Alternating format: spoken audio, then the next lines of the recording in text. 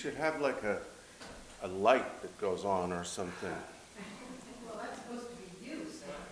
You know, that's rather optimistic, Madam Doctor. Towards to what we are all aspiring, is it not?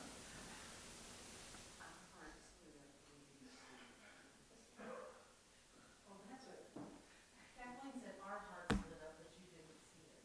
Oh, well, that's sweet. Good. Same.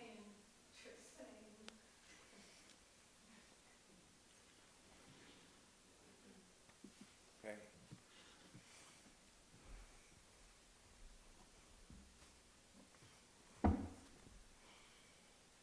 All right.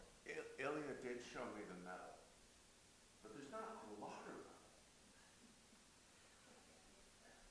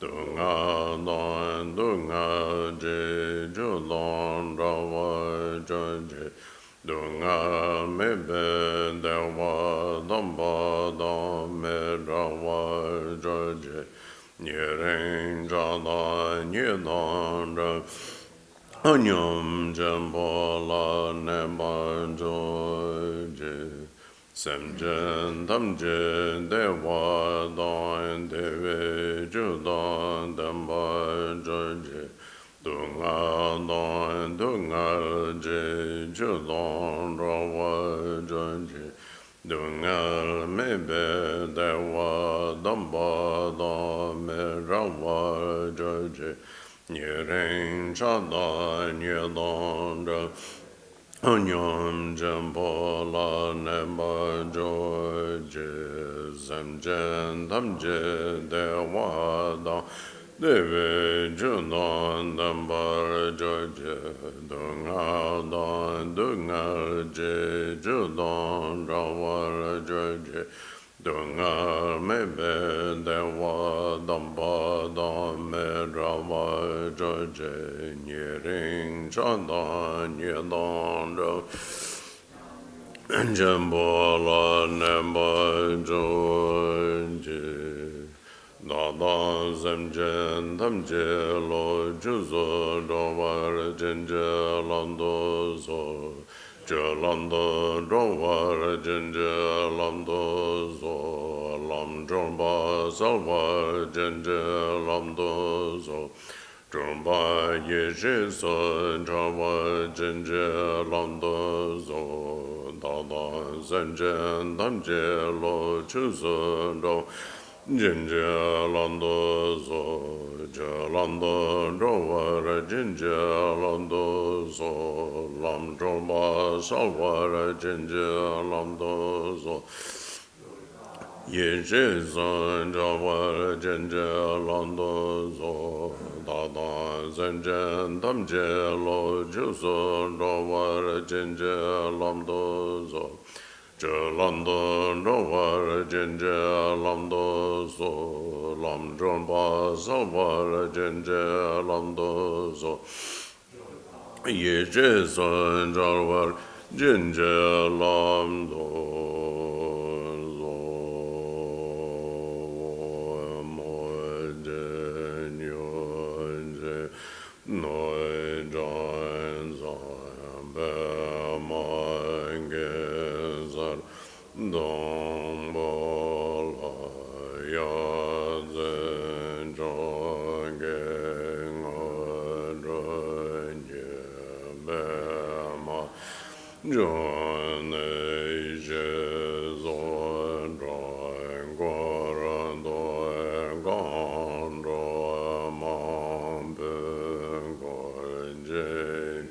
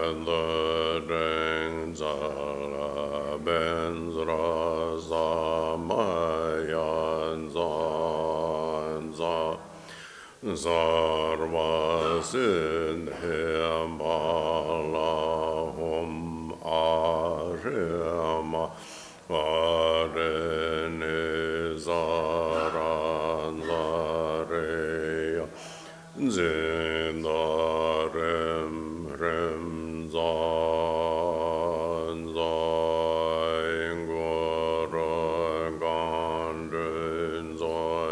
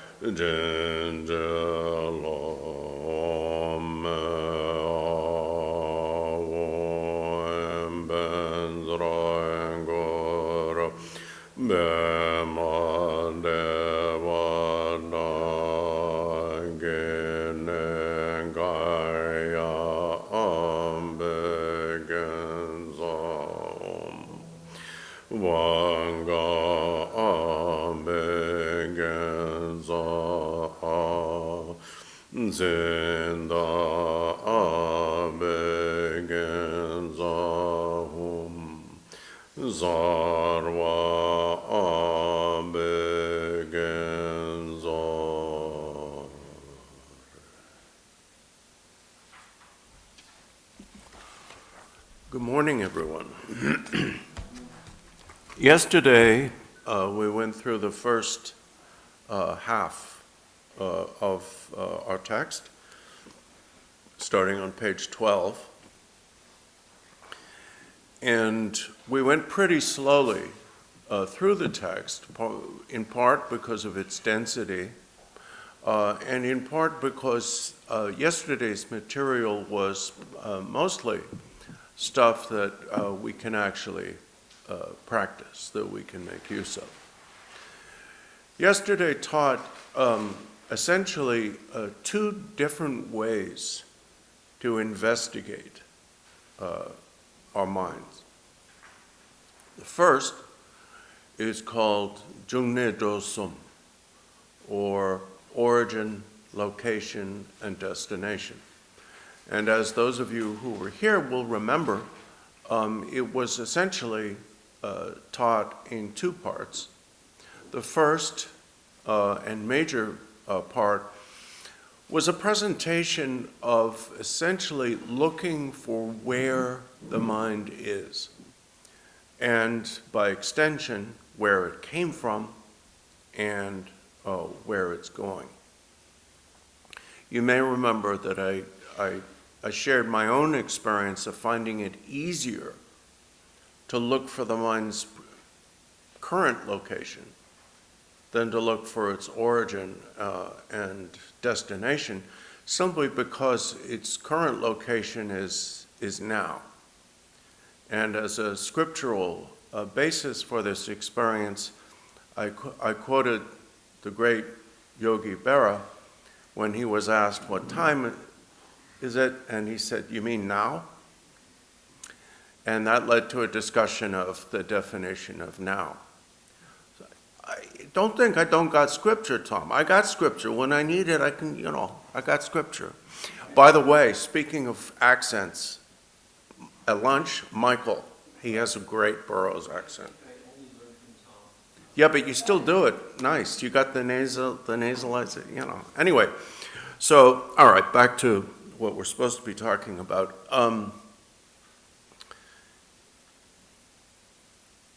For me, looking for the origin quickly becomes very conceptual or analytical. I don't know if other people have that. Maybe when we have questions this afternoon, if somebody has figured out how to do it without it becoming too thought-based and not experiential enough, you can tell me, and then I'll have learned something.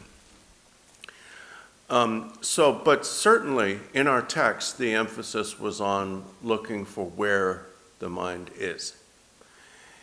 And second, associated with that was once you have resolved at least the mind's location, and ideally the mind's origin, location, and destination, then to look not simply for where the mind is, but to look at what the mind is.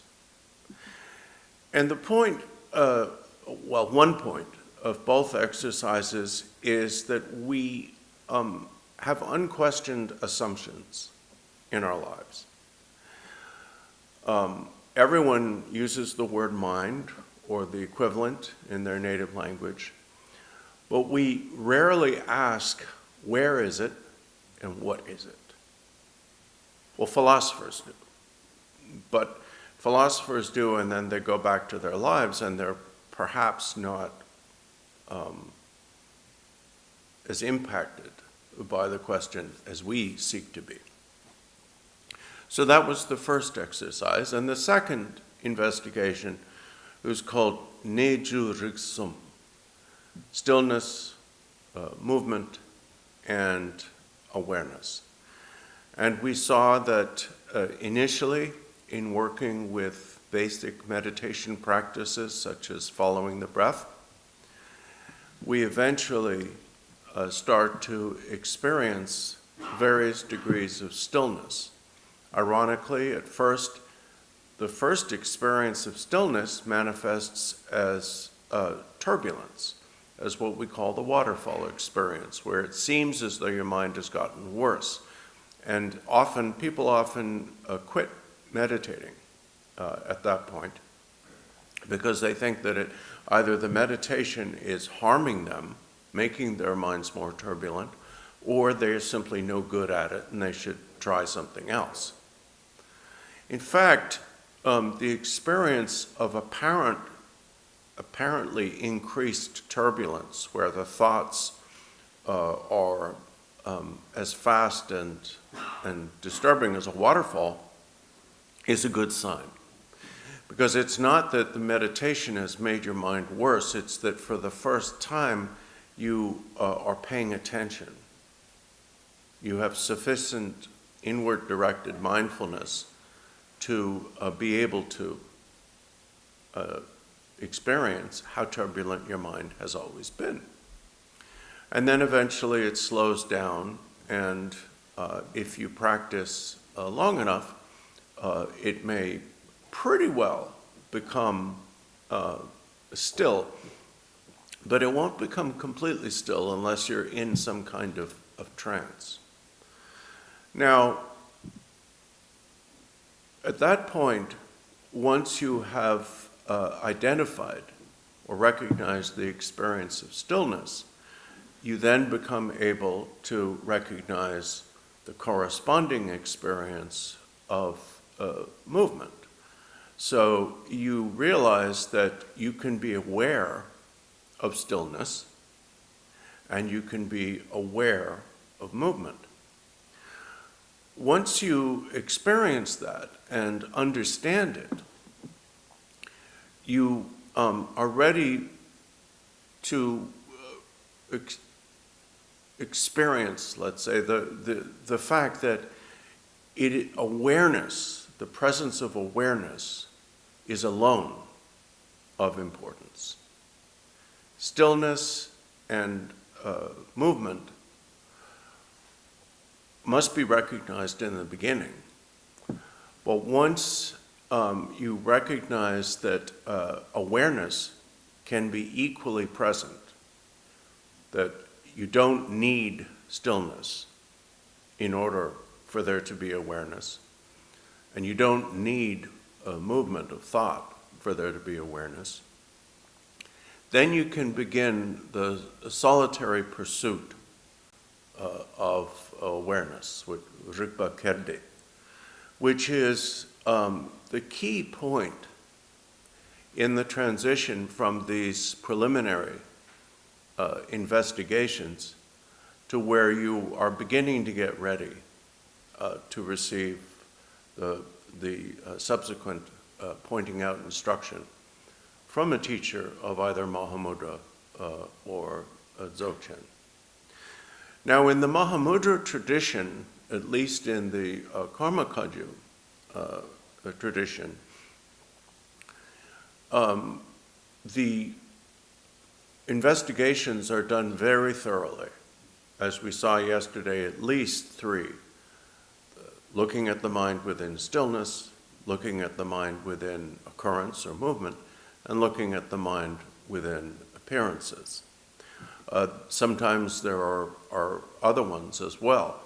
In different subdivisions of the Dakpo Kaju, the process is different. Each of the, probably all 12 of the original branches, but certainly each of the ones that are represented worldwide now has developed its own way of guiding students.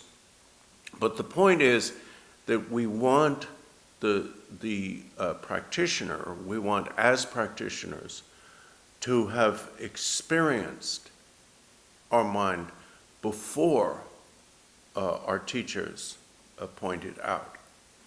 Because in that way, the pointing out is a confirmation of what we already feel to be true. The benefit of that is that you won't overly intellectualize or conceptualize the pointing out because you've already had the direct experience. And secondly, it will increase your confidence in yourself and in your own practice. In some traditions, the pointing out instruction is given quite early. And in the case of exceptional students, of course, that's fine. But for most of us, the problem with that, unless the teacher is so extraordinary that they can literally smash through our resistance, the problem with that can be that we've received the pointing out instruction, we're told to be confident, but we haven't actually recognized anything. So we try to maintain a concept of what the mind is. And the maintenance of that concept, of course, over time becomes more and more unworkable because a concept has to be contained in a thought. If you're not thinking of it, it's not there. So, and then there's also the problem of arrogance and self-deception and so on. I'm not pointing fingers, but I'm just saying that we have to recognize that it's best if we experience our minds before they are pointed out. And we see that there is that emphasis here in our manual where this text, which is usually used before the students receive any kind of dzogchen pointing out,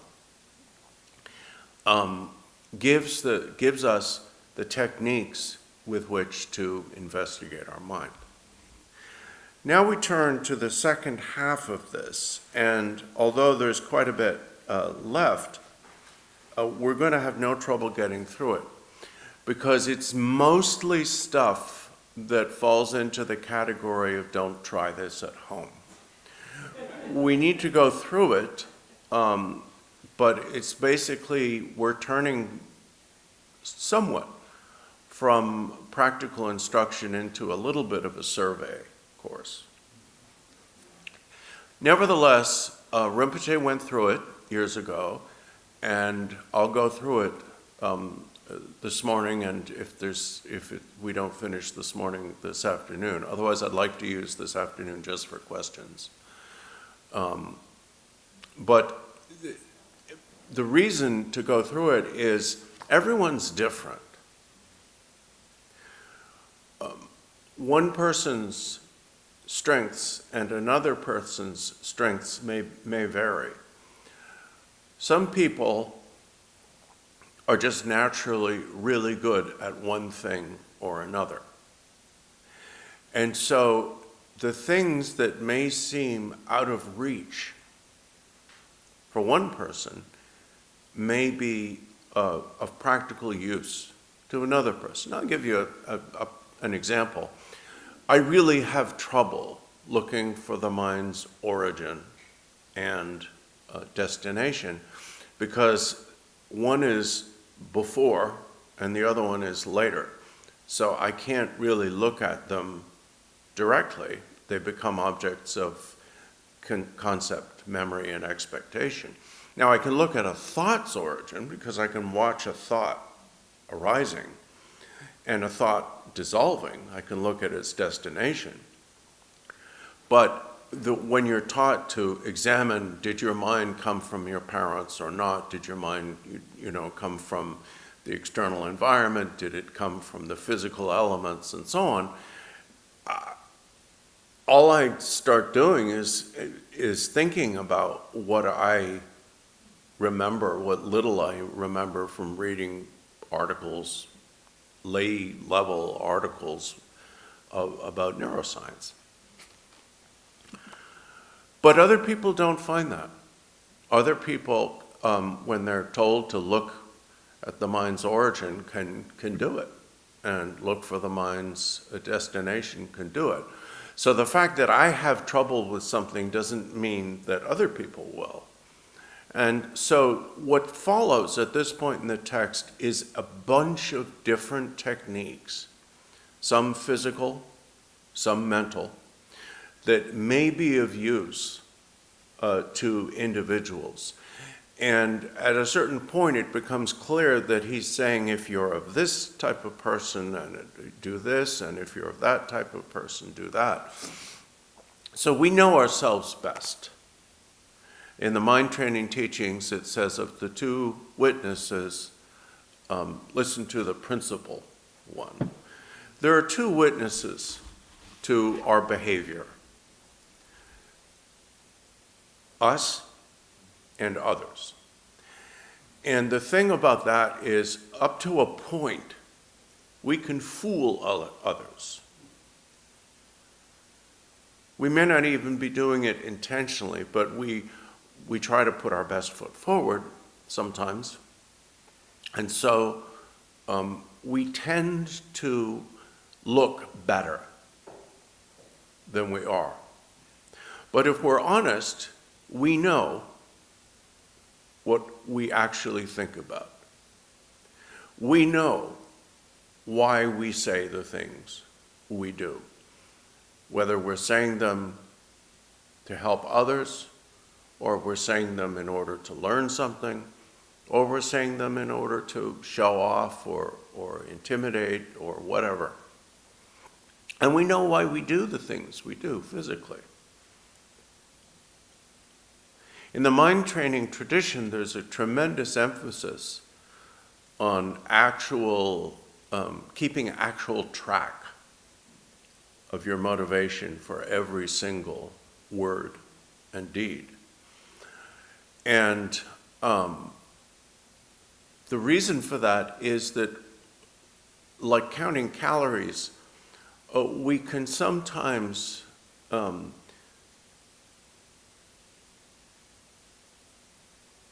underestimate the amount of negative thinking that we engage in. And that's an emphasis at certain phases of mind training.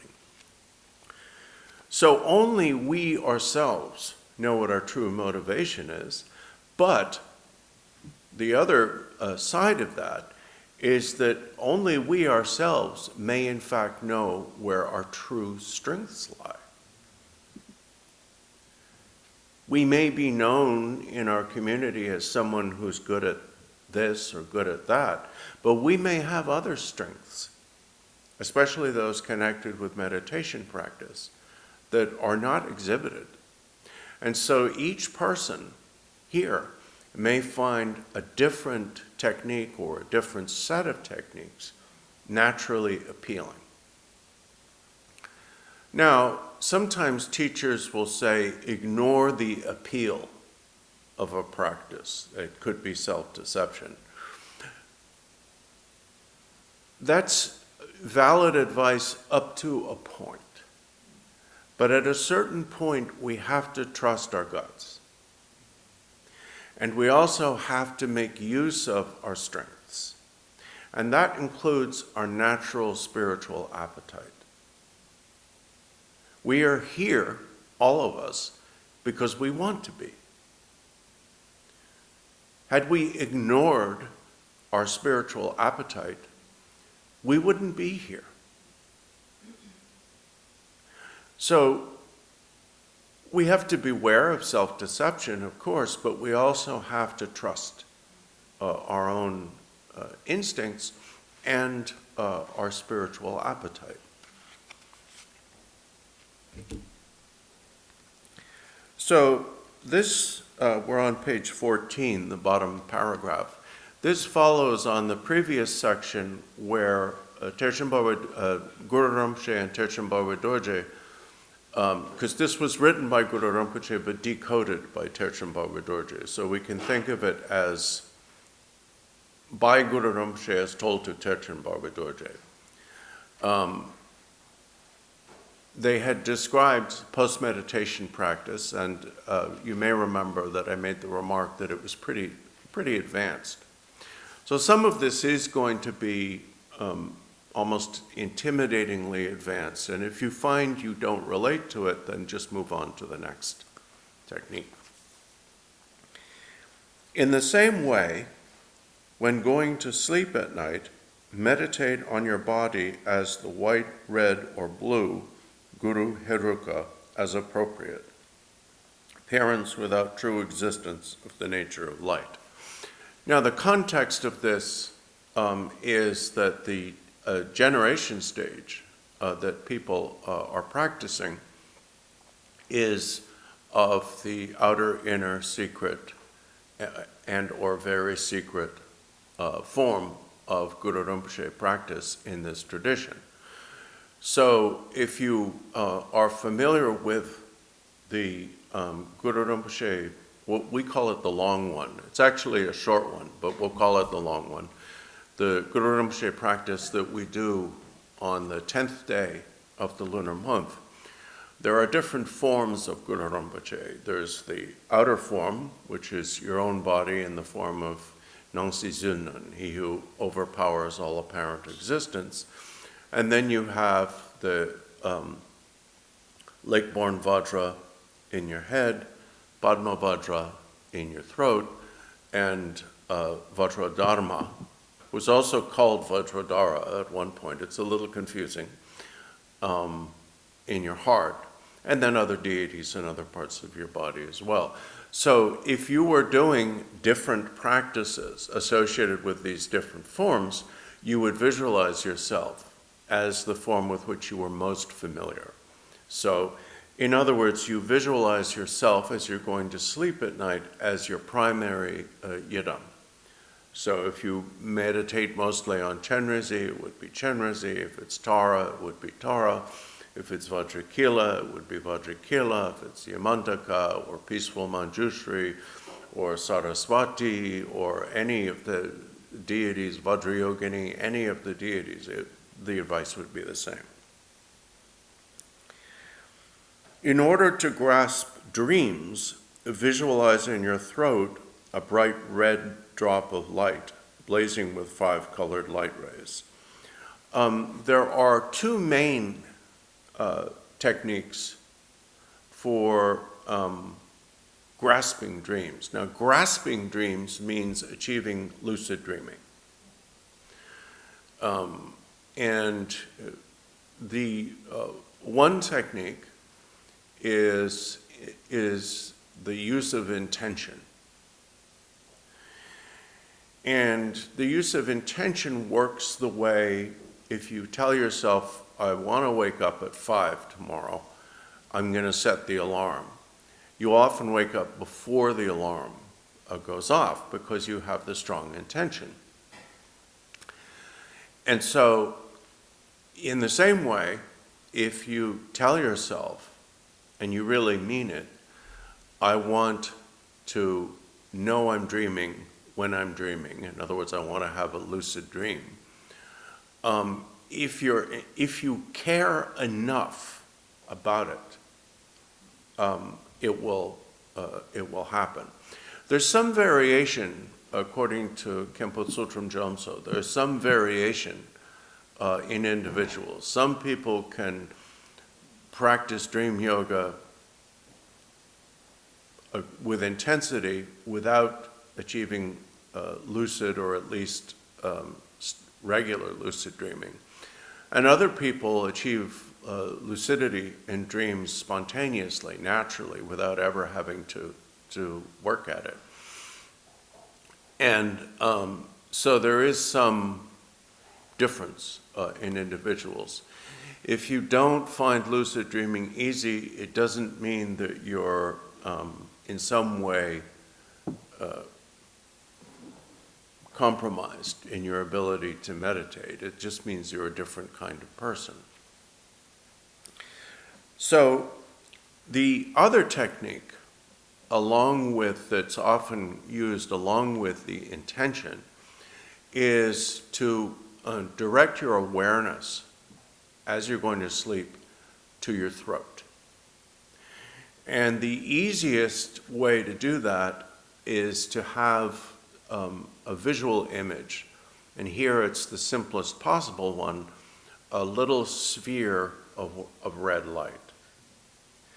And why the throat is connected with lucid dreaming in Tibetan Buddhism, because of the tantric understanding of the Vajra body and the nervous system, and there are books about this. I'm not going to go into it now. The idea of visualizing it as red is that we associate the head chakra with the color white, the throat chakra with the color red, and the heart chakra with the color blue, most of the time. Sometimes that it all changes, and there are reasons for that, but we don't need to go into them. The reason why it's blazing with 5 colored light rays is the more you have a sense of light and brightness as you go to sleep, the more wakeful you'll be in the dream. Now, if you overdo this, or if you're too tight, you'll be so wakeful that you won't go to sleep. So you have to adjust it, and again, that's an instance where each person has to find their own way. Now, usually we start with that, and we only visualize the red drop in the throat until the practice of dreaming has been stabilized. At that point, the first step, of course, is to become lucid in dreams. Then you practice alteration of the content of the dream, and there are several steps in that. Multiplication, so turning things into the one thing into 10 and so on. Transformation, where you change the dream image from one thing to another. Eventually, you try to become your deity in the dream, whichever deity you principally meditate on. And then the next one is journeys, dream journeys, where you try, after becoming the deity, to go to various places in dreams and then eventually pure realms. The final step is where, while in the dream state, to begin to experience a non-conceptual wisdom. And that's the segue between the practice of what we would tend to call dream yoga and the yoga of the clear light. When you get to that point, if you get to that point, then you can, you no longer need to concentrate on the red drop in the throat. You can do the next technique, which is, in order to grasp the clear light, visualize a blue drop in your heart. And so you go to sleep in the same way, visualizing yourself as your yidam, but now you imagine a drop of blue light, a sphere of blue light radiating 5-colored light in the heart. And at that point, the emphasis is on the yoga of the clear light of sleep, which is very advanced. It is the ability to be completely awake cognitively while you are deeply asleep. So in other words, you're not dreaming, you're in a state of deep sleep, but you are conscious. Now, the advantage of that is because a lot of your body-mind connections are switched off. You know, your senses aren't functioning, and you're not even dreaming. What consciousness in that state will become naturally a state of non-conceptual wisdom.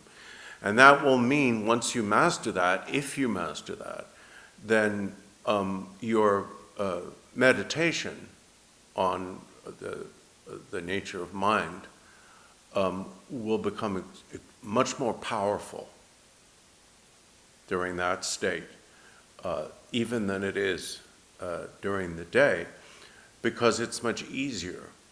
It's harder to get there, obviously, but it's easier.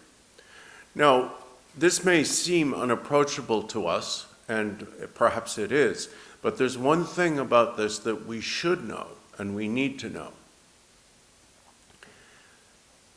We assume that it is natural that when we are physically asleep, we are unconscious, because that's what we've experienced. That is not, in fact, natural.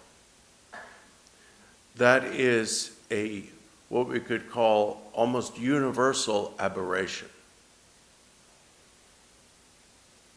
There is no actual reason why we have to be unconscious in deep sleep.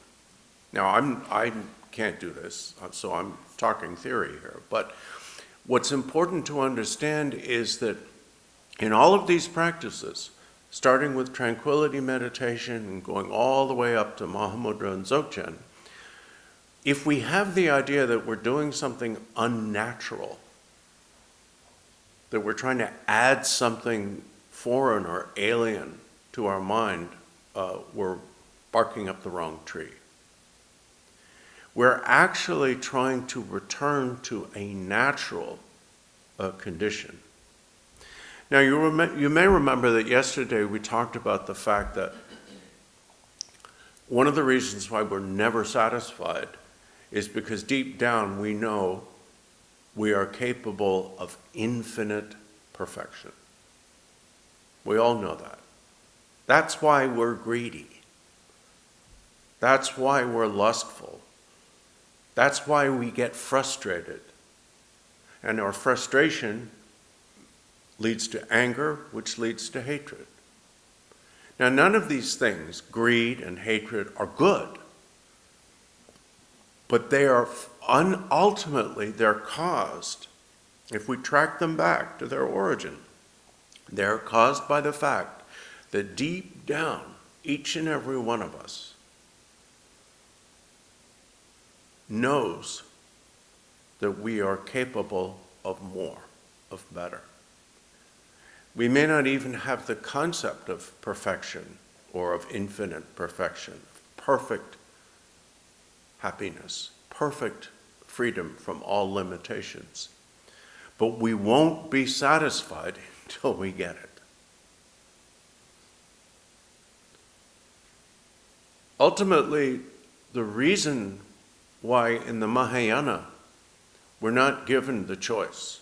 We saw that in the common vehicle you can choose to become an arhat, or you can choose to become a bodhisattva and eventually a Buddha. It's up to you, the two career paths. And in the Mahayana, we're not given the choice. We're told once you generate bodhicitta, it's bodhisattva or bust. And the reason for that, one reason for that in the Mahayana is we will never be perfectly happy until we achieve Buddhahood. If you read the first chapter of The Ornament of Precious Liberation by Lord Gampopa, he talks about this. He quotes sutras and other commentaries. And he points out that even if you do choose to become an arhat as a practitioner of the common vehicle, you're in a state of stasis, and eventually a Buddha will wake you up and tell you that, that was a vacation, not the ultimate result. So, the good news of the Mahayana is that we are all capable of perfection. Whatever perfection means to you, that's part of it. There's more to it than that because we can't imagine it. But the fact that we even have the concept, the word perfection, proves that deep down we know. So that's the good news. The bad news is we therefore have no choice. Ultimately, in the long run, maybe in the very long run, each and every being is going to have to make the choice to pursue Buddhahood for the benefit of others. No matter how far away from that goal we have gotten in our lives. We could be tigers, insects, politicians, it doesn't matter. At some point in some life, we are going to have to face and accept the fact that that is the only thing that will make us happy. All right. So that's about the clear light. And then he says, in order to clarify both, visualize a white drop in your head. I think by implication and by sequence, the idea is that when you have stabilized the practice of both the dreams and the clear light, so that you are conscious in the dream state and conscious in the state of deep sleep, and in the dream state you can do all the tasks that are sequentially assigned to you in dream yoga. And then as you go to sleep, you focus on a sphere of white light, radiating five-colored light, basically at the level slightly higher than the level of between your eyebrows and in the center of your head, visualizing yourself as the deity. And this is, generally speaking, not only, but generally speaking, this is associated with a second aspect of the clear light. It's not spelled out here because this is not a Dzogchen text yet. Well, it's from the Dzogchen tradition, but it's not. And that is what's called the apparent clear light. There are two aspects to the clear light. There's what's called the luminosity of emptiness and the luminosity of appearance. And when you die, when you first become aware again, before there's any content, you experience the nature of your mind briefly. And then before you become deluded, fully deluded, because it takes time for things to come back online, so to speak, you experience the pure vision of five-colored light and circles of light and rays of light and deities, the peaceful and wrathful deities, and so on. The experience that is just the awareness experiencing itself after death is called the clear light of emptiness, or the luminosity of emptiness. And that's what you are trying to come to recognize through the practice of the luminosity of deep sleep. The second, which is called the Bardo of Dharmata, is the what's called the luminosity of appearances. Because the things that you experience at that point after death are not themselves products of delusion. They're pure appearances, the five lights and so on, the peaceful and wrathful deities, if those are seen, and so on.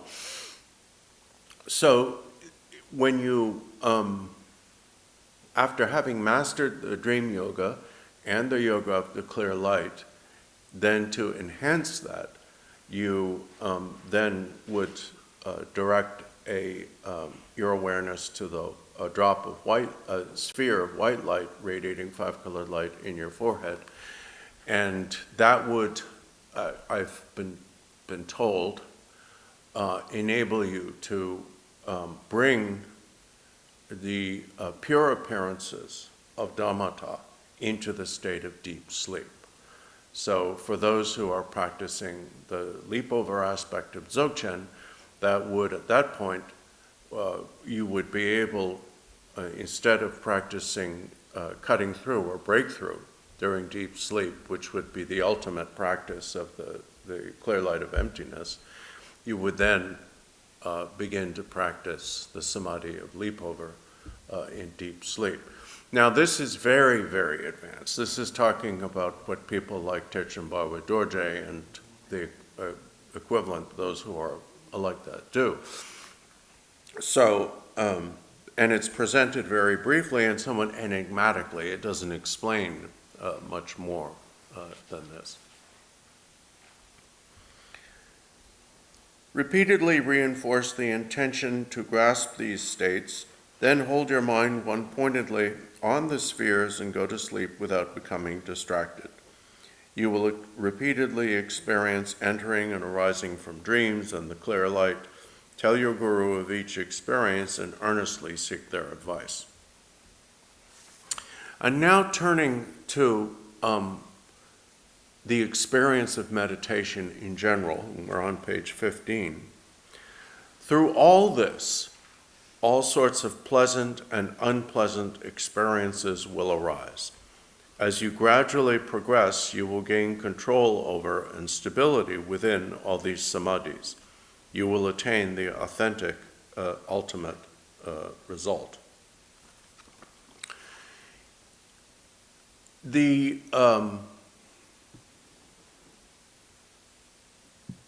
process of meditation practice,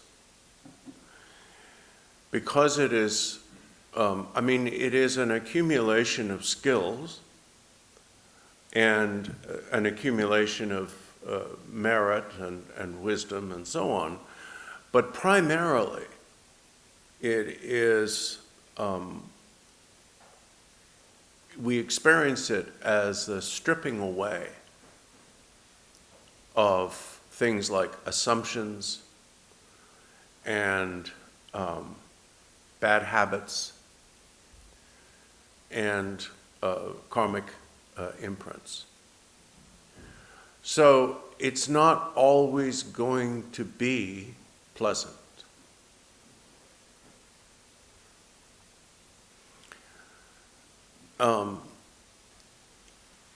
When it's pleasant, probably you're coasting.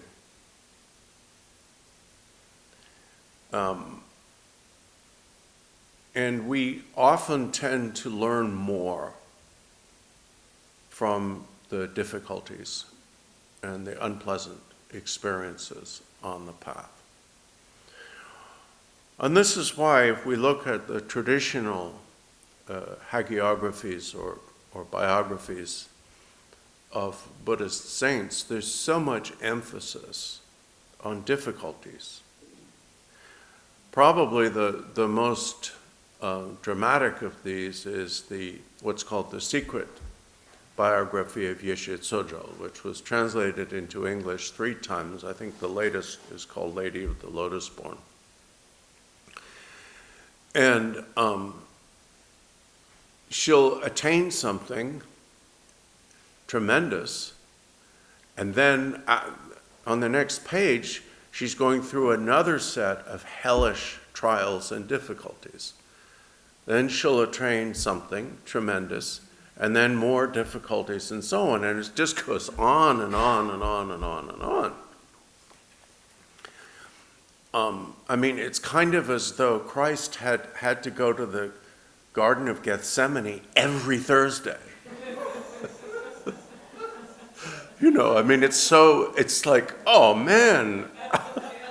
It just goes on and on. She gets her kneecaps removed. She's sexually assaulted. She's robbed. She gets sick until like all her blood turns to lymph, and she's vomiting uncontrollably. And it's just like, and that's kind of the way it is. That's kind of the way it is. And, you know, I would like to be able to say to you, that's an over-dramatization to make a point. And I could say that. But when we translate those experiences into our own modern setting and the equivalents and all these things, I cannot honestly say that it's misleading. That it is not going to be filled with difficulties. And this brings us to another point that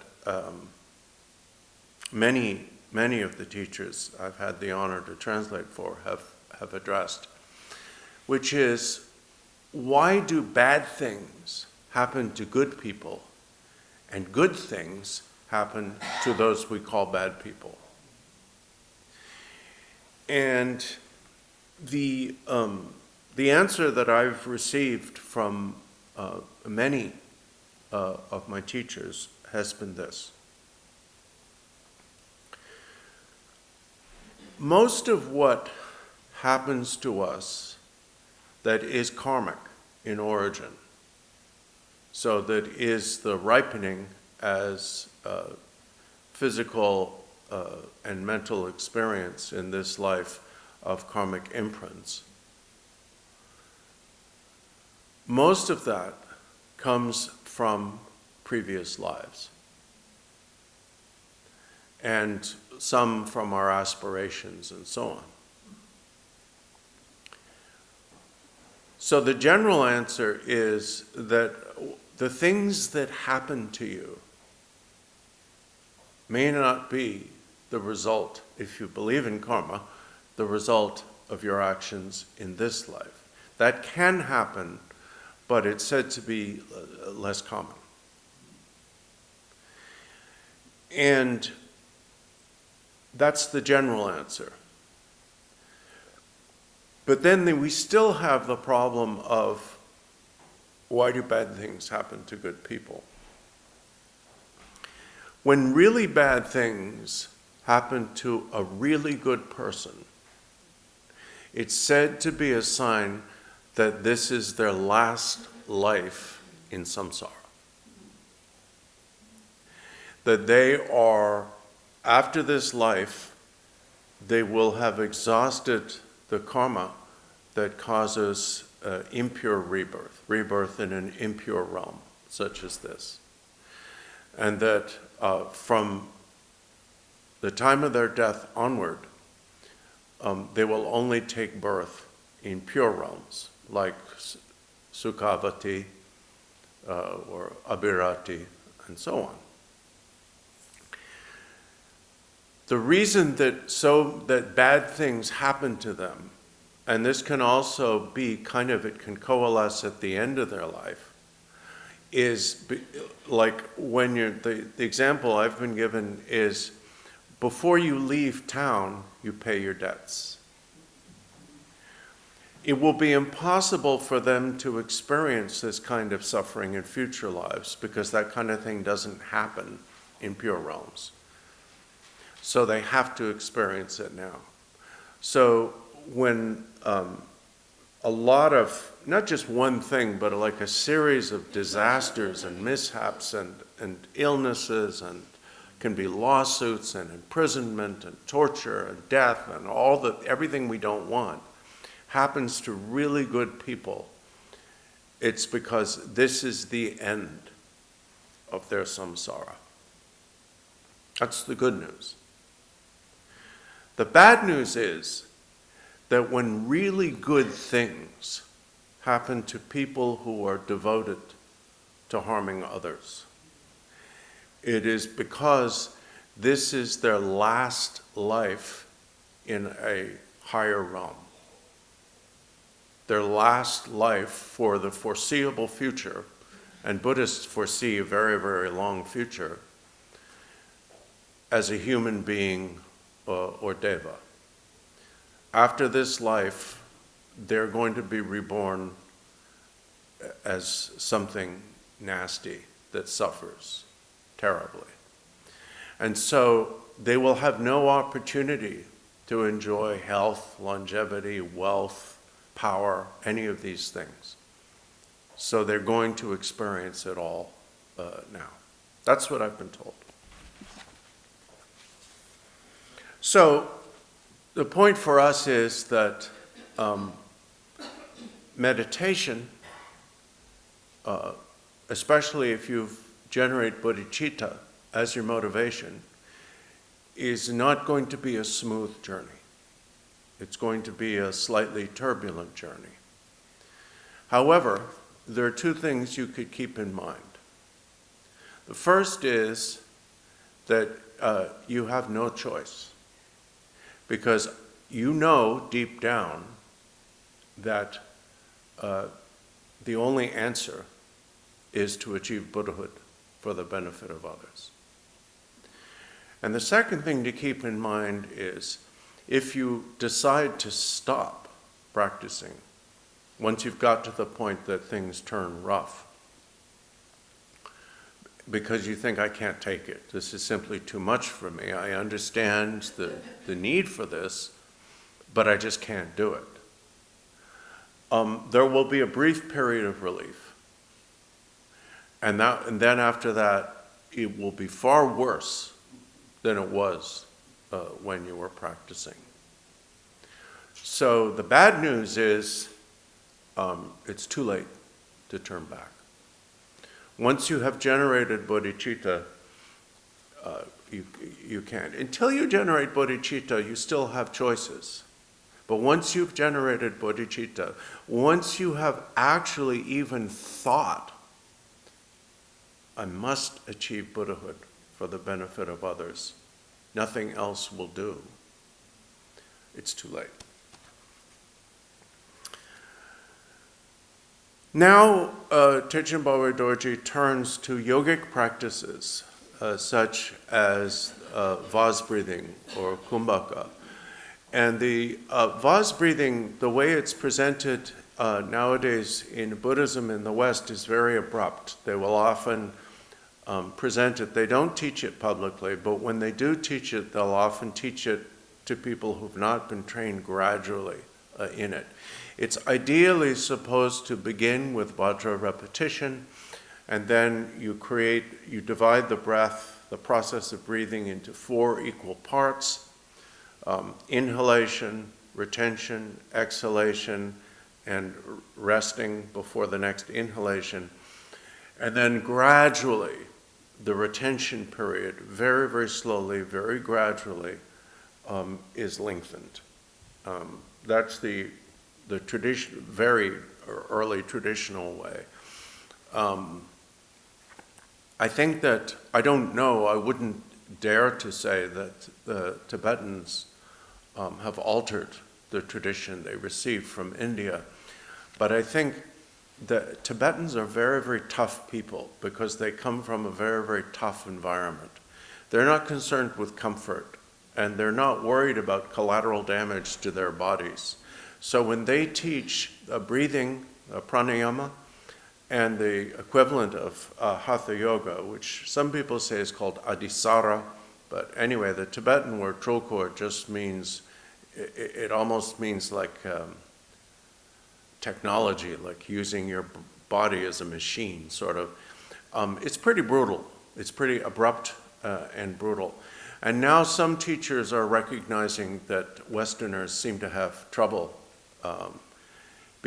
with the abruptness of the presentation, because in other yogic traditions, such as the Hatha Yoga tradition that has come to the West from India, the presentation is actually very gentle and gradual.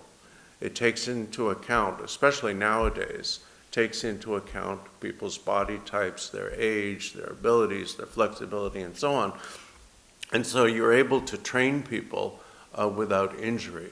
Whereas the way that these exercises are taught in 3-year retreats in the West, most of us ended up with chronic injuries.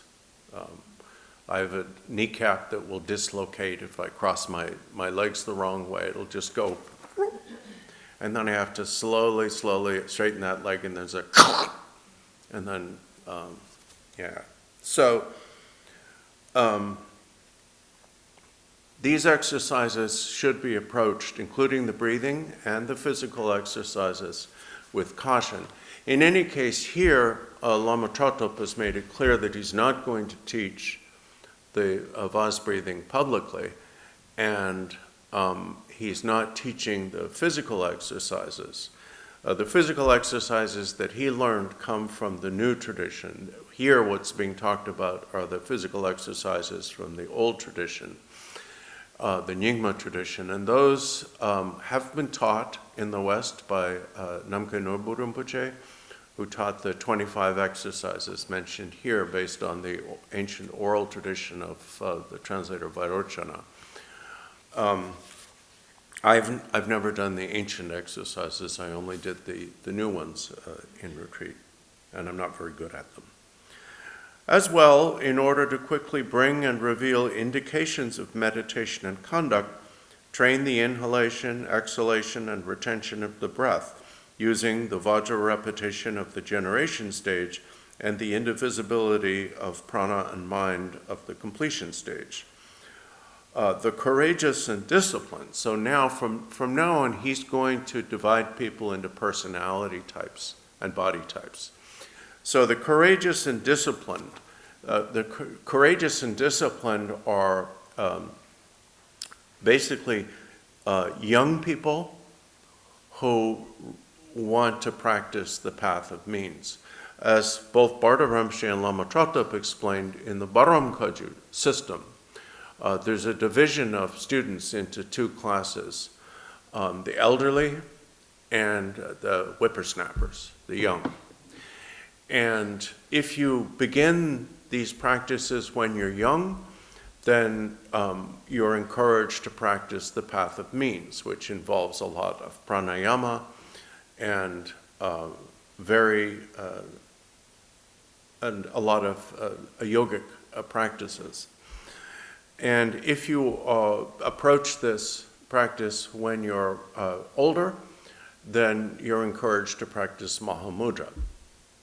And the reason is that young people are not necessarily going to get the path of liberation.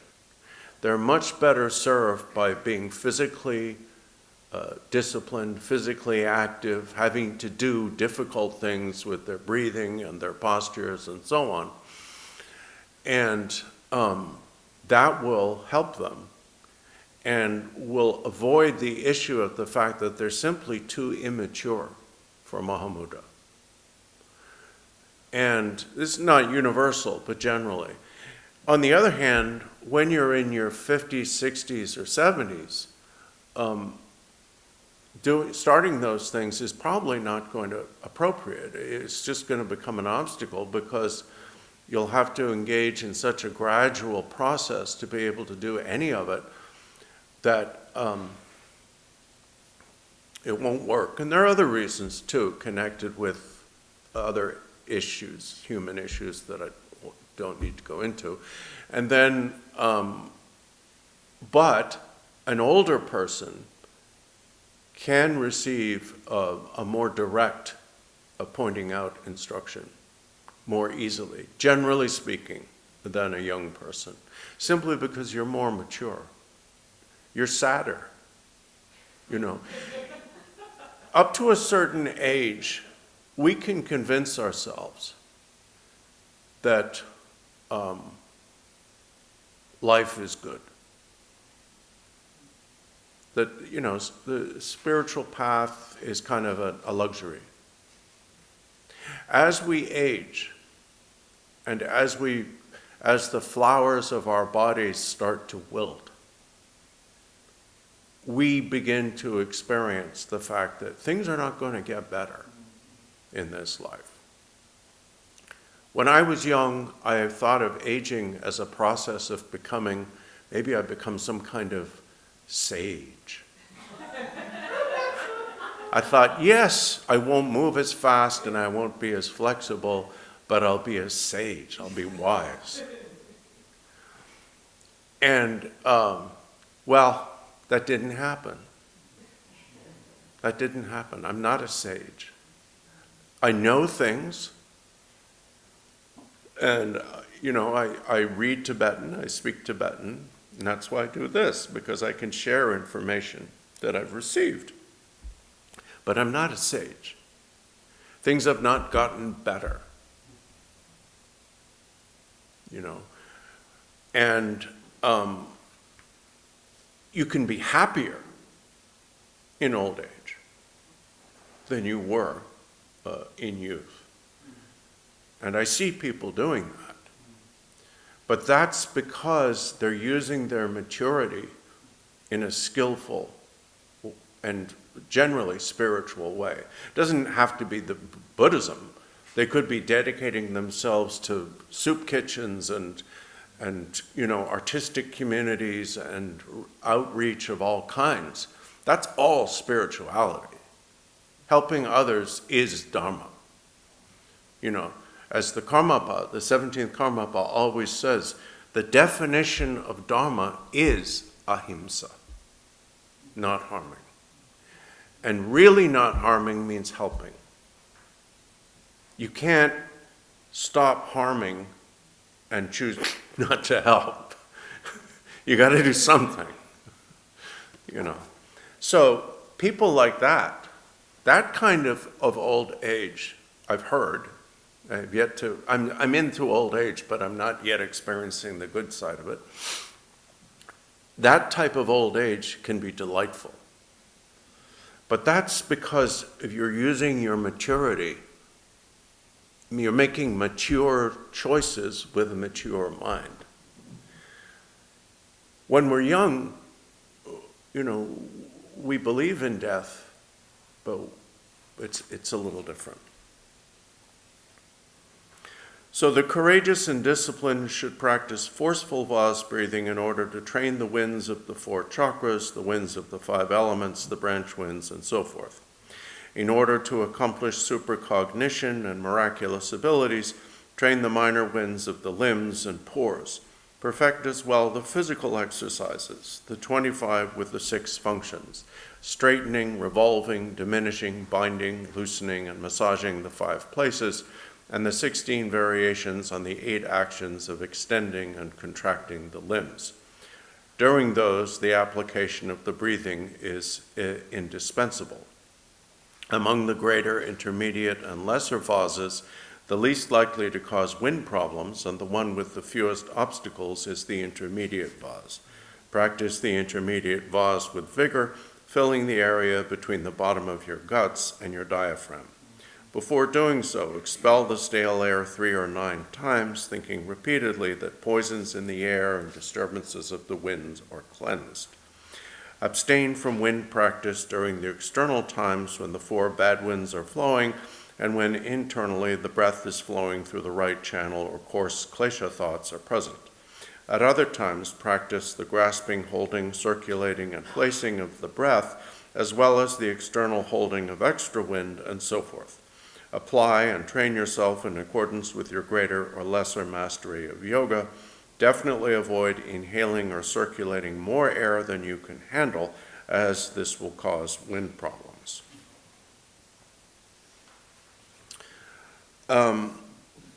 So all of that, and that's the reason why I read through that entire paragraph all at once, all of that is the practice of pranayama and physical yoga that is most known in the West as part of the 6 dharmas of Naropa, and also his sister, Niguma. As I say, I mean, if someone starts this practice when they're in their teens, which is essentially what the traditional 3-year retreat is designed around, young people, the energy of young people and the need to keep them busy and well employed in your teens or 20s, then you can do those things. And if people who do 3-year retreats when they're older than that, usually have to make adaptations to their ability, unless they have started the practice in their teens. If someone like Lama Trato started this stuff when he was very young, and he can still do all of this now, but that's like a champion tennis player in their 50s. They're still going to be a hell of a lot better tennis player than a non-tennis player in their 20s. But they started, in their 20s. The same way dancers start when they're, 3 or 4 or something, and So we are an older sangha, with the single exception of Matt, who's already a grown up. Well, I got an objection from Michael, but yeah.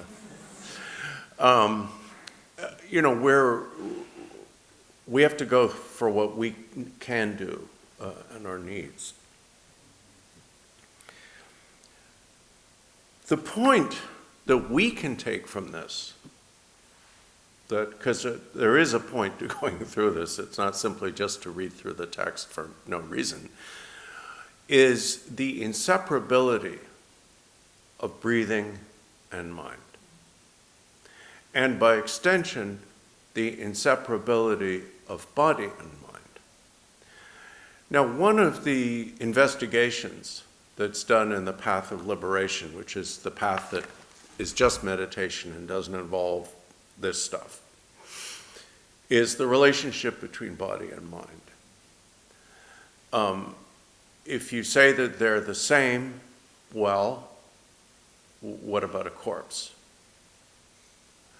If you're Buddhist, you believe that the mind that lived in that body has gone somewhere else. So therefore, if you believe that, then the body and mind cannot be exactly the same. And on a practical level, day to day, we make a distinction between body and mind. We say, I feel sick, but on the other hand, I'm in a good mood. Or I feel really good physically, but I'm depressed, and so on. We make all these distinctions. So it seems wrong to say that body-mind is one thing, that the mind is just a symptom or function of the body. On the other hand, if you say that they are two different things, at least while alive, we have a problem. Because, as my example of caffeine yesterday would indicate, physical things can affect our minds tremendously. As I mentioned yesterday, not only how I feel, but even my opinions, even my beliefs change. When I have coffee, I'm much more optimistic. I look on the bright side. I can see the bright side. When the coffee wears off, not so much. During Yamantaka, which is probably our most intense 9 days of practice, especially the first 7 days, we're constantly given tea. Thank God.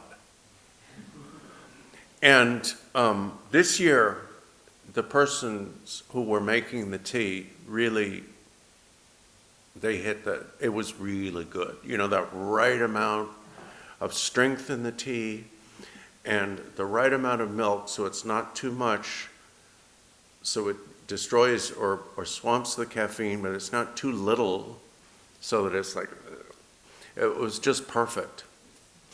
And I would notice that the meaning of the liturgy and how I felt about it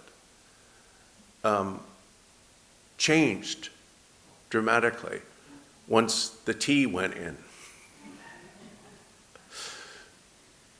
And another thing that was happening was, because I now have a chronically sore back, I sat in a chair. I can sit like this now for a couple hours without a problem, but I can't do 10 hours. So I sat in a chair. So with really good tea and the chair, I was in a much better mood than I have been in previous years. And I noticed, because I let myself drink tea all day long, I used to cut myself off in the early years, and I would get so grumpy in the afternoons and so on. I began to notice that parts of the practice that I used to think of as, oh, I don't like that part, why do we have to do that part? It doesn't seem necessary. It seems like just a tradition that doesn't seem really interesting. It was all really interesting, and I could get really interested in the whole thing because I wasn't experiencing terrible back pain, and I was heavily caffeinated. It was delightful. So my thinking was saying, boy, this Yamantaka liturgy, I'm really learning it. I'm really getting used to it. But it wasn't that. It was the caffeine and the lessened discomfort. So we can't really say that our minds are in any way, while we're alive at least, independent of our bodies. And that's why we have all these yogic techniques. Most obviously the breathing, but really every physical function, as we know so well through medicine, through health issues and so on, is intimately related to our minds. Gradually, the wind paths will be purified. The winds will then come under your control. They will become powerful. You will be able to use them in any way you wish. All these and other qualities will definitely arise through training without dependence on any other means. Now, an essential point of this, which not all Tibetan Buddhists accept, but we of the Karma Kagyu, do, is that if you are an older person who practices the path of liberation, so Mahamudra or Dzogchen, and not the path of means with all the breathing and yoga, because of the inseparability of wind and mind, or breathing and mind, or body and mind, as you perfect the path of liberation, you will gain all the abilities associated with the path of means without having to practice them separately. Now, this is disputed.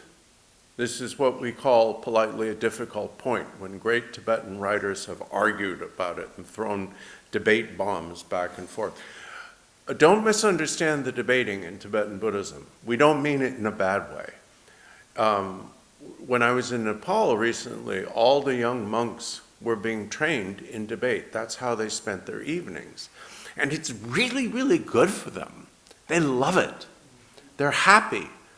They're like, and it's very physically active, because in Buddhist debating, it's not a dance, but you leap and you clap your hands when you make a point. I mean, it's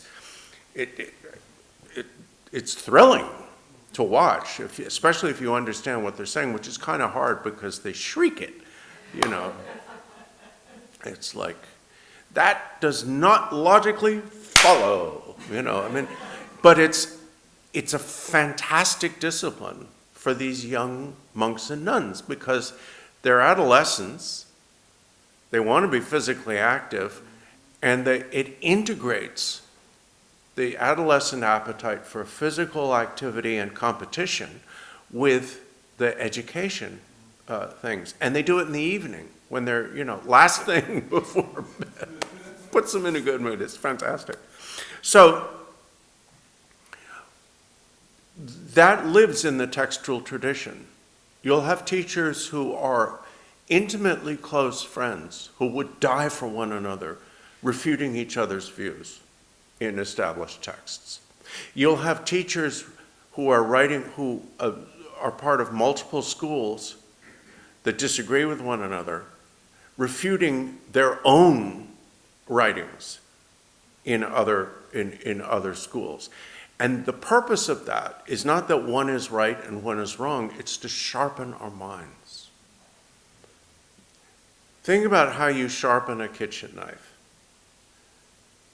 You sharpen a kitchen knife by subjecting it to something that improperly used would break it or dull it. But used properly, it sharpens it. And if you don't sharpen it, it's not going to work properly. So that's why we have debates and so on. So not every school would officially accept this, but we know from the writings of the 8th Taisitu Rinpoche, the Tempe Nyingje, who really founded the Palpung tradition, with which we are associated through His Holiness Sutu Rinpoche, as he mentioned here. For example, Bardor Rinpoche's father was the manager of one of the Palpung estates. And Sutu Rinpoche's relationship with Bardor Rinpoche goes back to the time of Gampopa, when Sutu Rinpoche said himself in this room, he was Gampopa's nephew, Dokpo Gomso, and Bardor Rinpoche was Barompa, Barom Tama Wangchuk, the founder of the Barom Kagyu. So we have history. And the 8th Taisitu Rinpoche, Tempe Nyingje or Chichi Jungne, who was one of the greatest scholars ever to appear in Tibetan Buddhism, makes the point in his commentary on our Aspiration of Mahamudra, written by the third Karmapa, that actually the path of liberation, the practice of Mahamudra, will achieve, if it's done right, the results of the path of means without their having to be engaged in separately. So don't think that because we started this path as mature people that we are somehow locked out of progress. It doesn't work that way. All these and other qualities will definitely arise through training without dependence on any other means. When they do, you will remember the qualities of the infallible Guru and instructions. Therefore, train vigorously and one-pointedly in the unity of wind and awareness, the unbewildered experience of illusory appearances and existence of samsara and nirvana. Now, at this point, having divided students into those who will practice the path of liberation, Mahamudra and Dzogchen alone, and the young and vigorous and courageous who will practice the path of means, now he divides us in a different way, based on our emotional makeup. All of us suffer from ignorance, anger, pride. You could say desire or greed is better, I think, because there are things that we desire that we need, like food, and then there's things that we desire that we don't need, like more food. So greed, really, like not being satisfied. And jealousy. We all have these. But not everyone has the same mixture of these. And in the world, unless we are part of the self-destructive world that uses its defects to hurt others, But unless we're part of that, in the world, we try to counteract our faults. So if we're an angry person, we try to suppress it. If we're a greedy person, we try to teach ourselves to be less greedy, and so on. And unfortunately, that usually doesn't work. It's a struggle. So here, Terchen Barway Dorje now turns to, in addition to the basic practice, well, not basic, but the principal practice of Mahamudra or Dzogchen, how we can supplement that with practices that make use of our greatest weakness. Because the point is, your greatest weakness can be your greatest strength. At this point, passionate people should exert themselves in the path of method, the path of means, the upper gate, Chandali, and the lower gate of bliss. The upper gate, Chandali of course means a ferocious woman, and it used to be a kind of sub-caste or class. It refers to what people in the West tend to call the yoga of inner heat. Each and every one of us has many things, wisdom, innate within the body. As it says in the Vidyadhara Tantra, great wisdom dwells within the body. It is utterly non-conceptual. It is within the body, but not created by the body. Lule machipo, not born of the body. It's in the body. And there are several meanings to that, several aspects. And one of them is that we have whether we're male or female, an aspect of what we would normally think of as outrageous female wisdom or intelligence within our bodies. And much of the yogic practices that we've previously just finished discussing is devoted to facilitating and allowing that innate wisdom element to express itself. And so if you are someone who is of a passionate disposition, whether you're male or female, working with that will be a very, very powerful way of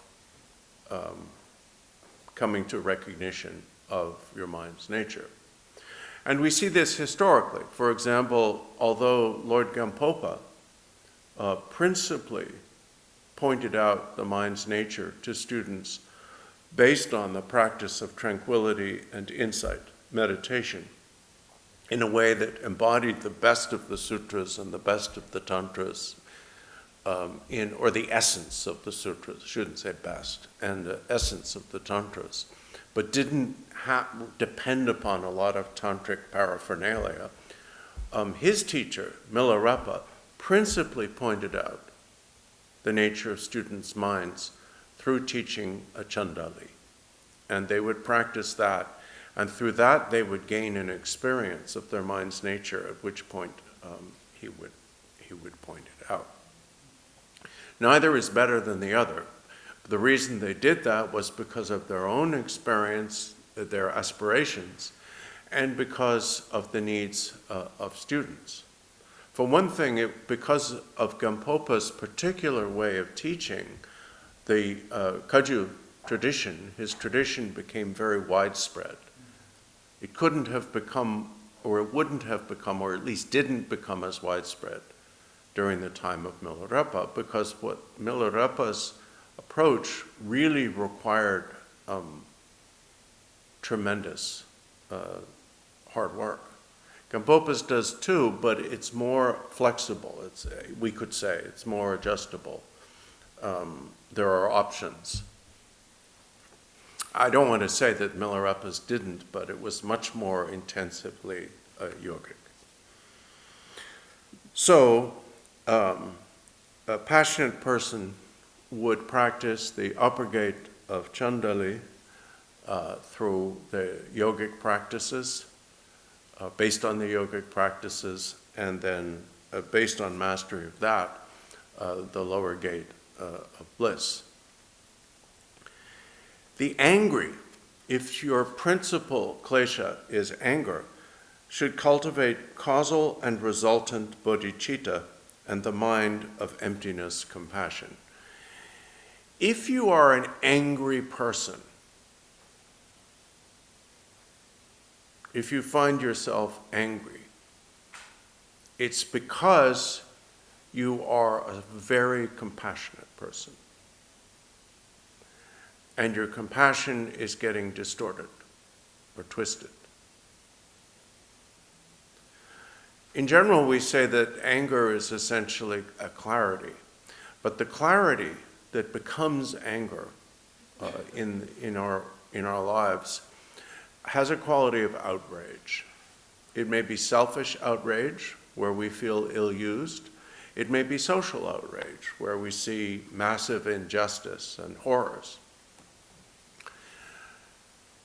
We may think that our anger isn't so dignified, that it's really just petty irritation, but if you actually look at the roots of your anger, it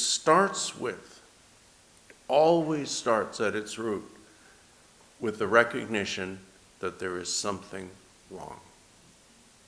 Something is not as it should be. It's the recognition of a need for change. And it gets warped and distorted and turns into, our worst actions of inhumanity. But it didn't actually start out that way.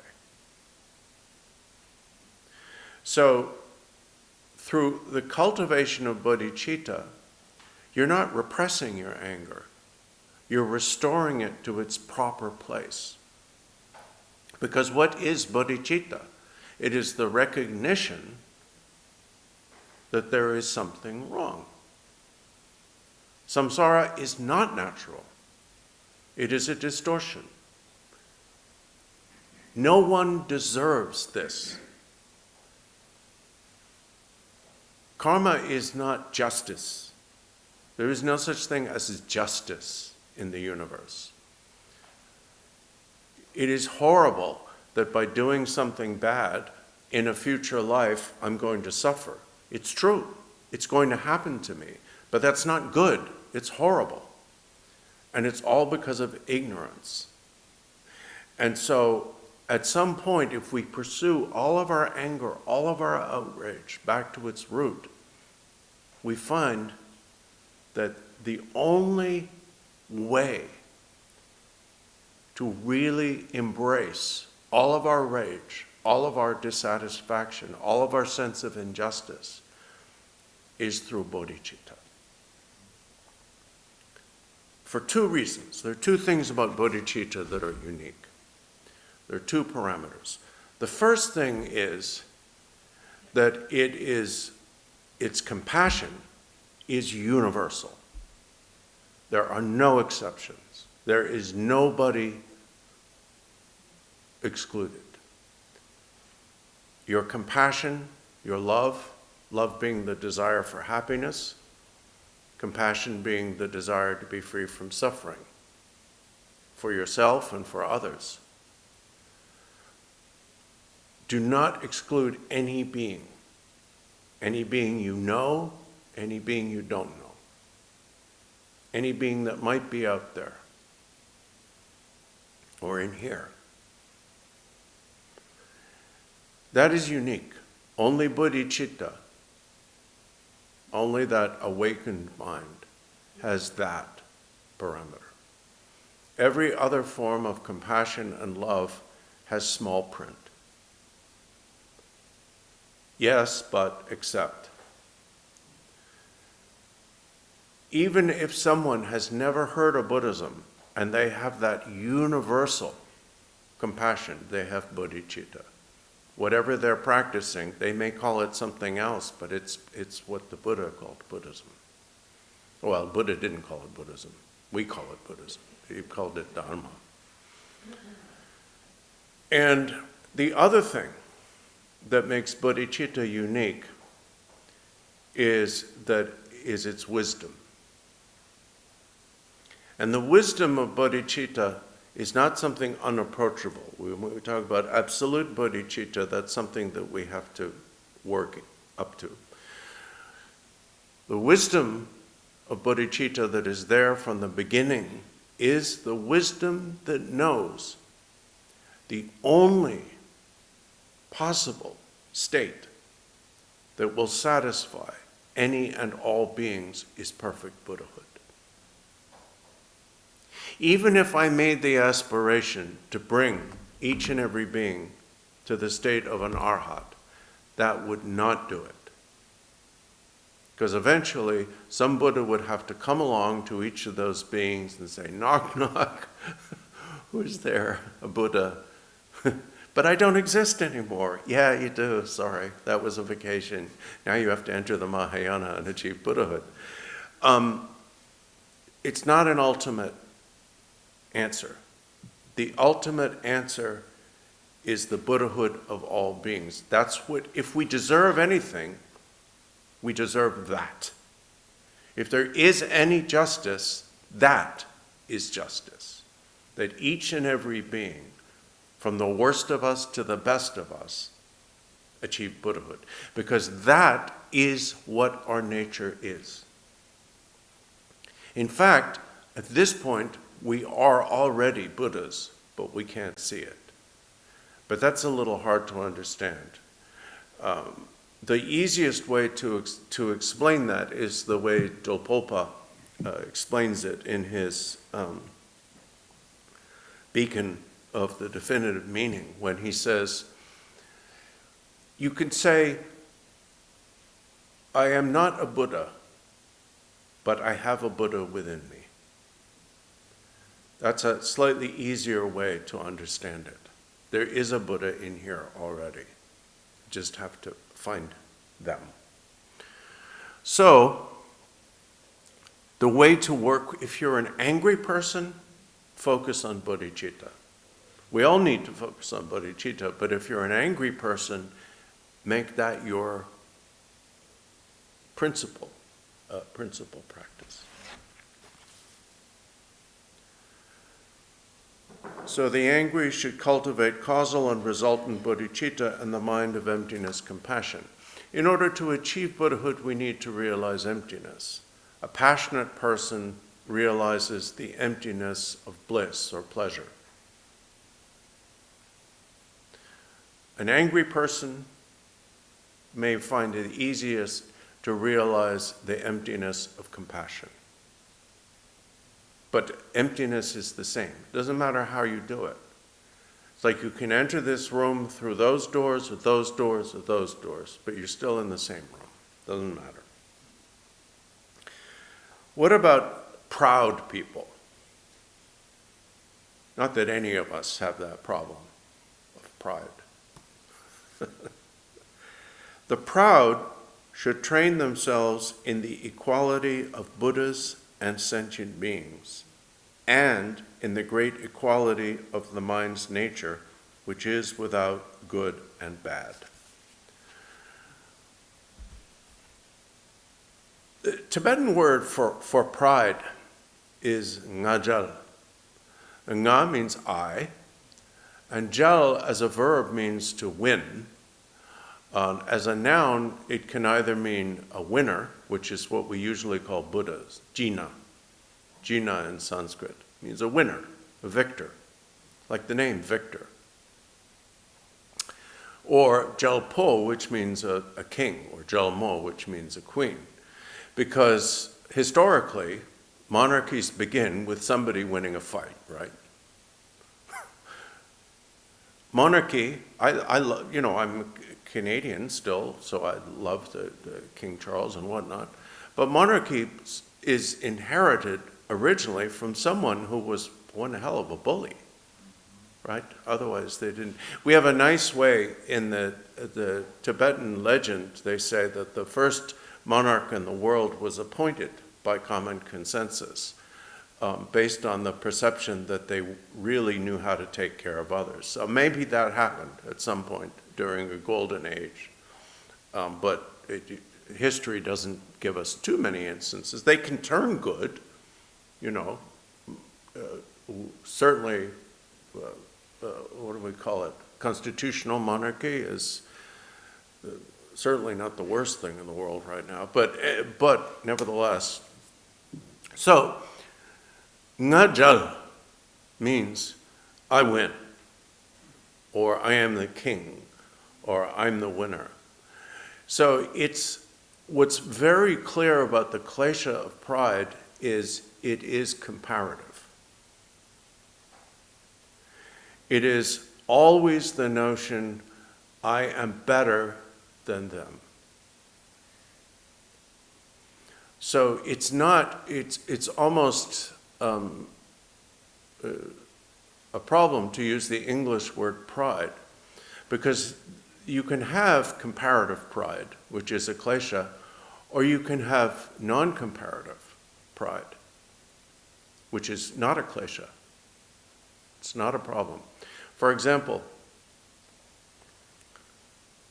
when someone thinks, I did that, that is good. I'm glad I did that. If the thing was good, they accumulate merit through rejoicing in the good they did. Now we could say, I take pride in having done that, but that's not a klesha, because it's not comparative. If I say, for example, I'm glad I made offering to the monastery, that's good. That's pride, but it's not comparative. But if we think, I'm glad I made more of an offering than he or she did, that's a klesha, even though it would otherwise be a good deed.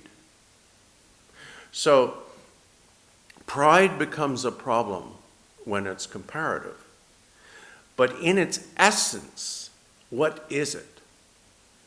What is the source of pride? Just as the source of anger is really compassion, what is the source of pride? That deep down we know we are capable of better. We know we can do better. We know we can experience better. No matter how disappointed we may be by life, no matter how many reversals we may have experienced and disappointments, financial loss, disappointments in love, health problems, world problems, no matter how disappointed we are, deep down, if we're honest, we know that we are worthy of perfection. That is not a klesha. That is true, each and every one of us. All we need to do is contemplate the universality of that. Because why am I worthy of perfection? Because I have Buddha nature. Who else has Buddha nature? Everyone. And our every good quality,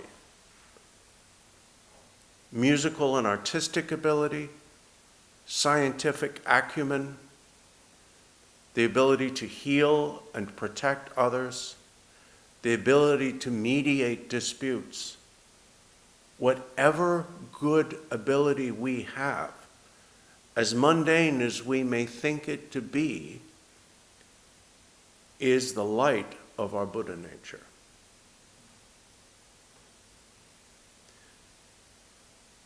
When the light of the sun comes through stained glass windows in a church and takes all these different forms of light, we call them green light, blue light, red light, and so on. But it's the light of the sun. It's all the same light originally. In the same way, One person may be a lawyer, another person may be a scientist, a third person may be a doctor, a fourth person may be a painter. But the abilities within that specific person to do that specific thing is fundamentally the ability of Buddha nature. So contemplation of that is not only a remedy for pride, it's making use of pride. It's putting pride on its throne where it should be. Corrosive pride, the klesha of pride, is distorted. It's dethroned. It's impoverished. Pride of itself, when not a klesha, is good. The greedy and avaricious should look at the absence of connection between the mind and substantial things and the uselessness of such things. Now this means there's two kinds of greed. There's greed for pleasure, which means food, sex, mind-altering substances, comfortable furniture, whatever it is. That's all pleasure. And then, so that comes under passion. But the greed he's talking about here is needing stuff. It's not so much the pursuit of power. That might come under pride. And as Guru Rinpoche is writing at a time when it was still recognized that money is just a way to get stuff, and for most people, food. Now we think of greed as the pursuit of wealth itself. But ultimately, as we see in the world around us, the wealthy pursue wealth when it's beyond reason so that they can have the best stuff and be secure. It's an overdeveloped sense of the need for security, including nowadays financial security. So when he says the absence of connection between the mind and substantial things and the uselessness of such things, the best way to do this is to look at how you feel after you get something, acquire something that you don't need and won't make use of. That's the easiest way to do this meditation. I've experienced this with Dharma stuff that I bought, like statues and so on. I used to buy things like that when I was young, and because they were cool and I could get them. I would go to India and Nepal, and that's where they come from, and I could get them, and they were beautiful. But once I had them, I realized this is beautiful. I don't want to put it where I'm going to be the only person to see it. That's boring. It just becomes part of the scenery. What good does that do anyone, including me? Because it doesn't really affect my mind. The acquisition affected the mind. Ownership did not affect the mind. So I would give them to teachers. That way they could enjoy them, and I would accumulate merit, and their students could enjoy them, and they would benefit. So I'm mentioning this not to boast. I'm just simply saying that this is something that I've experienced. But it's also true every time I buy something that I don't need. A possession, if it's something I'm going to use, that's fine. But if it's something that I can't use, that I won't use, once the pleasure of acquisition has died down, I have no connection to it. And that's what he's talking about here.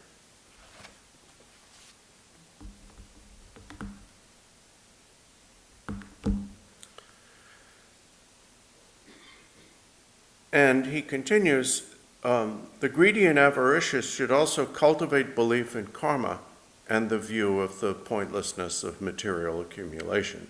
The belief in karma is if your acquisition of something that you don't need deprives someone else who does need it of that, then you need to look at that. And then we have apathy. The 17th Karmapa was speaking at one of the Ivy League universities. I can't remember which of it was either Princeton or Harvard or Yale, I don't remember. And he said that, we think of anger as the worst problem, the worst klesha. And indeed, Shantideva tells us, just as there is no evil as great as anger, there is no virtue as great as patience. He writes that, I think, in the 8th chapter, no, one of the chapters, the chapter on patience in the Vidyadhara.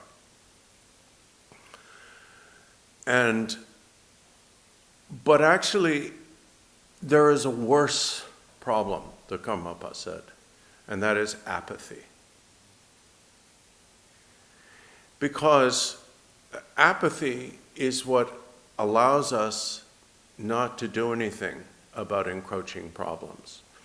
He used climate change as an example. I'm aware that has some political repercussions, but as the Karmapa himself said, climate change is not a political issue, it's a moral issue. And moral leaders should not be silent about it.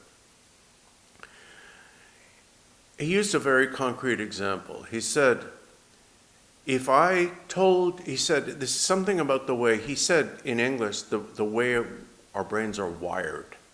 It's funny. If I told you, I'm quoting him, that 100 years from now, a tiger was going to walk through those doors and eat everyone in sight, it wouldn't disturb you. It might interest you, but it wouldn't disturb you. But if I told you in 30 seconds a tiger is going to walk through those doors and eat everyone in the room, you'd immediately run. So that's the problem with our apathy toward climate change. But it's not only climate change. All over the world, where things are going wrong, they are to a great extent going wrong because of apathy. I forget who said this. All it takes for bad people to take over is good people doing nothing. So apathy is a klesha. It's a very destructive emotion. So how do we work with apathy? If you are apathetic, and we'll end with this because I know we're over time, and wrapped up in bewilderment, know that what is bewildered is awareness empty of apprehended and apprehender. The source of apathy, like the source of anger, is in itself, the source is in itself not a problem. The source of apathy is actually the what we would call the homogeneity or undifferentiated quality of awareness. Deep down, we know that the nature of our mind, what our mind is undifferentiated and unchanging. We know that the same way we know, I guess subconsciously, that we're capable of perfection, because that is the perfection of which we are so capable. When that gets distorted, when that awareness you can call it awareness of the perfection, undifferentiated perfection of awareness. When that awareness is distorted by ignorance, then it becomes apathy. But the starting point of I don't care is actually the undifferentiated impartiality, homogeneity, universality of awareness. Well, what the problem is that we become, once ignorance is in play, we become, instead of being responsive, which is a natural ability of the mind, it's one of the three things, emptiness, clarity, and responsiveness, tugje. Instead of being responsive, we become reactive. So, when I see something I like, I react with attachment. I want that. I want more of that. I want that not to go away. When I see something I don't like, think, I don't like that, I don't want that, I want that to go away. I want that to be destroyed so it can never come back. And when I see something that is neither attractive nor threatening, I think, I don't care.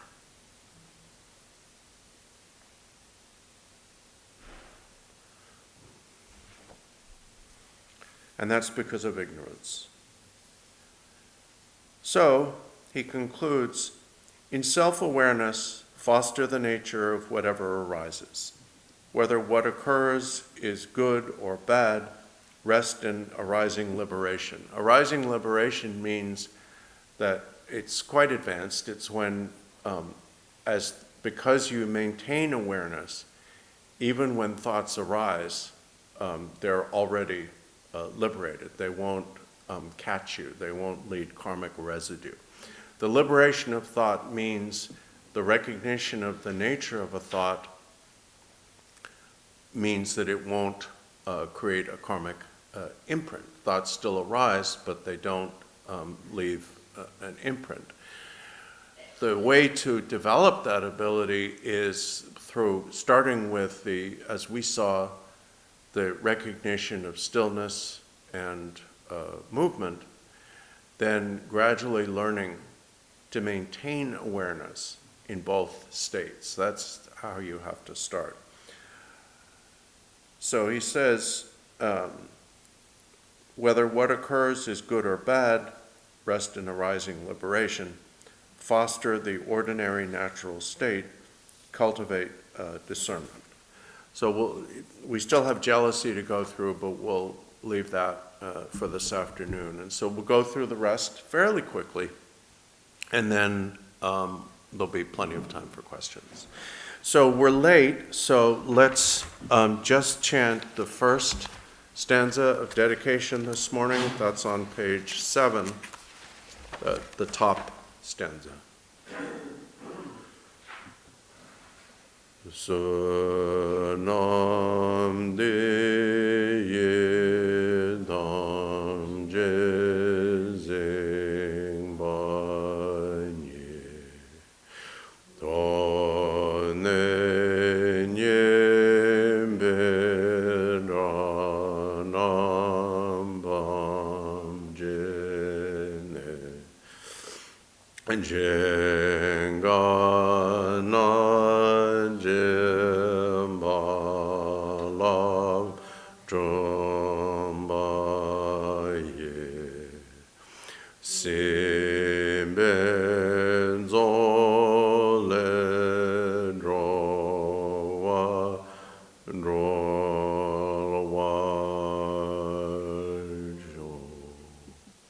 Thank you, and lunch is here today, as it was in the end yesterday. But here it's really here.